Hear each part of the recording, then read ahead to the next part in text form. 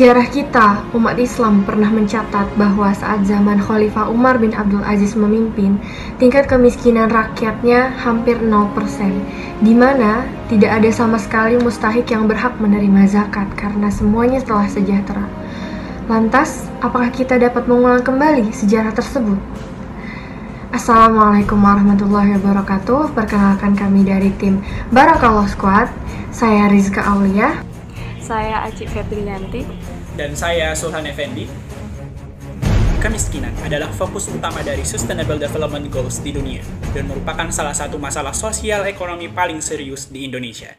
Badan Pusat Statistik mencatat per Maret 2020, angka kemiskinan di Indonesia mencapai 26,42 juta orang. Jumlah ini meningkat jika dibandingkan data 2019 yang hanya sebanyak 24,79 juta orang. Data ini menunjukkan tren peningkatan angka kemiskinan di Indonesia sebanyak 1,63 juta orang.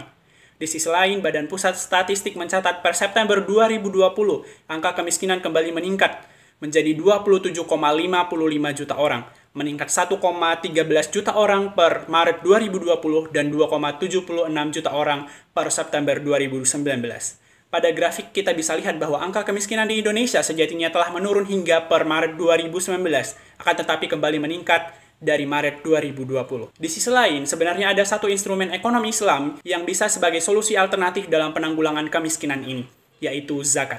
Korelasi zakat tidak terbatas pada aspek religiusitas, tetapi juga terkait dengan kegiatan untuk mencapai kontribusi ekonomi dan juga sosial. Lantas, bagaimana potensi dan kebutuhan zakat, infak, dan sedekah di Indonesia?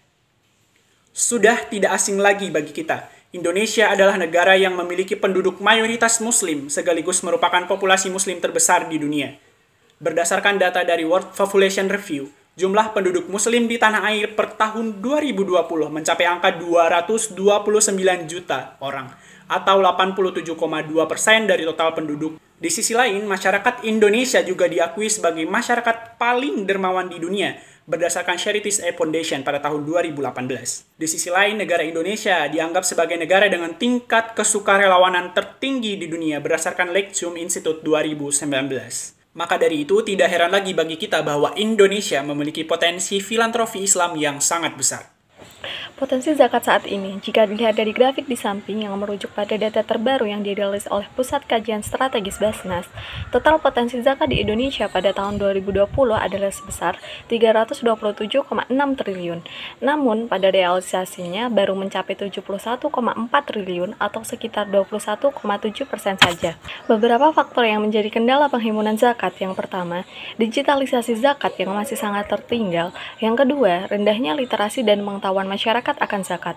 Berdasarkan kepada data Puskas Basnas tahun 2020 menyebutkan bahwa tingkat pemahaman dasar zakat maupun skor indeks literasi zakat masih dalam tahap moderat, yakni masing-masing 72,201 dan 66,708. Di sisi lain, tingkat pemahaman lanjutan akan zakat tercatat masih rendah, yakni hanya berkisar 56,608. Pasalnya, saat ini masyarakat hanya mengetahui definisi zakat tetapi belum memahami secara mendalam akan zakat. Faktor yang ketiga yakni rendahnya tingkat kepercayaan masyarakat terhadap lembaga pengelola zakat. Mayoritas penduduk muslim di Indonesia masih enggan untuk membayarkan zakat, terutama zakat mal.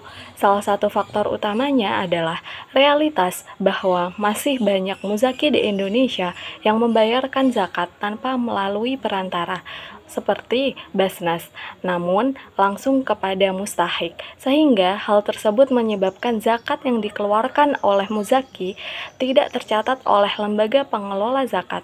Faktor lain adalah rendahnya tingkat kepercayaan masyarakat terhadap lembaga amil zakat.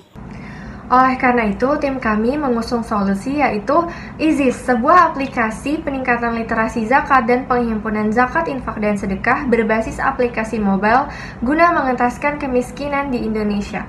Di dalam aplikasi IZIS ini, kami memvariasikan beberapa fitur, diantaranya yaitu yang pertama, Muzaki Profile, di mana tentunya kita membutuhkan data-data muzaki untuk mendaftarkannya untuk memperoleh NPWZ atau nomor pengguna wajib zakat.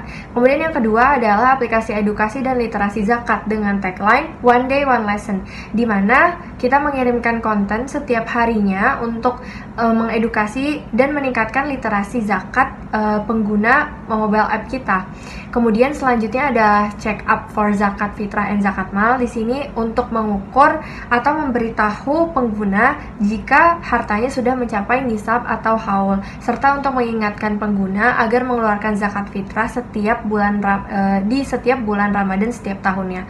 Kemudian yang keempat adalah zakat growth today. Di sini kita mengirimkan berita-berita mengenai pertumbuhan zakat dan diharapkan dengan adanya berita ini pengguna atau masyarakat semakin peka bahwa sebenarnya potensi zakat itu sangat besar untuk membangun Indonesia dan untuk mengentaskan kemiskinan di Indonesia, namun realisasinya masih sangat kecil, dan diharapkan dengan adanya berita ini masyarakat semakin teredukasi dan peduli akan pertumbuhan zakat. Kemudian yang ketiga adalah virtue.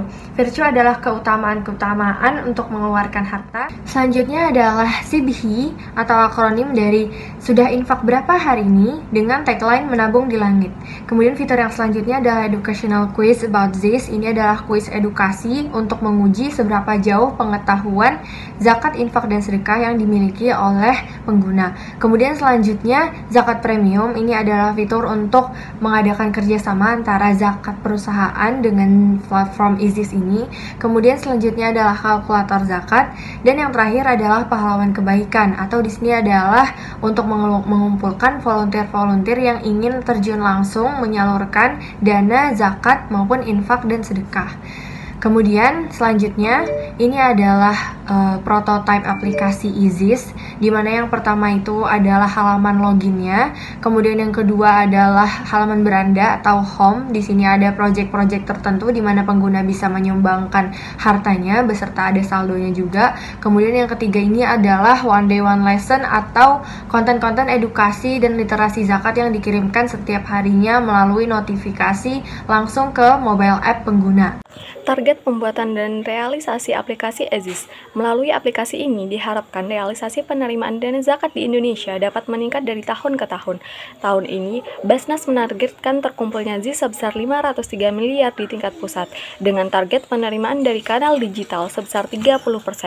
Proyeksi ini tentu bukan hal yang mustahil, mengingat track record penghimpunan zakat melalui digital yang kian meningkat dari tahun ke tahun. Cara pencapaian target peningkatan penghimpunan dan literasi zakat. Dalam upaya mencapai target, maka diperlukan dukungan dari beberapa stakeholder.